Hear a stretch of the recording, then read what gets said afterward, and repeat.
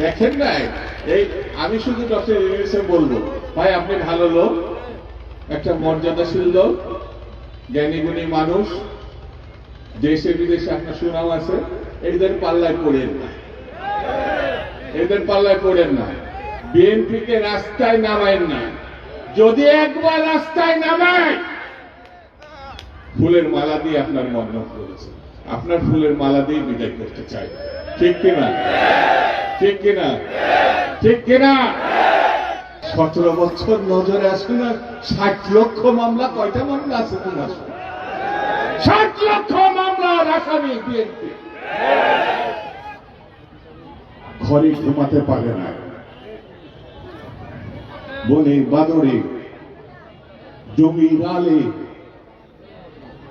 এই পঞ্চগড়ের ছেলেটাই বাঁচার জন্য হয়তো ঢাকা শহরে রিক্সা চালিয়ে যেতে ছাত্র ছিল, ঢাকা শহরে সে বাঁচার জন্য করে নাকি?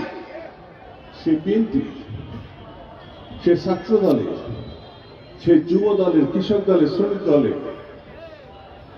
আমার বোনটা একা একা তার সন্তান থেকে থেকেছে, স্বামীর দেখা পায় না, কিন্তু সে আপোষ করে নাই। সে তার সন্তানকে নিয়ে থেকেছে, কিন্তু স্বামীকে কখনো সে বকে নাই। মা তার সন্তানকে বকে নাই। একটা ছেলে নামলো কয়টা। এতই যদি শক্তি, এতই যদি ক্ষমতা, ইলেকশনের বিরোধিতা করেন কেন? হ্যাঁ, বিরোধিতা করেন কেন? পার্টি বানাবেন, ঘোষণা করবেন, সরকার সমর্থন দিবে, তারপরে বুঝে দেখবেন ইলেকশন করবেন কিনা। না, বিএনপিকে চিনেন না। এখন হাসিনা 90 সালের গণঅভ্যুত্থানের পরে কলকাতা বিমানবন্দরে সাংবাদিকের প্রশ্নের জবাবে বলেছিল, সাংবাদিকরা জিজ্ঞেস করছিল বিএনপির খবর কি, বিএনপি কয়টা সিট? হাসিনা পাত্তাই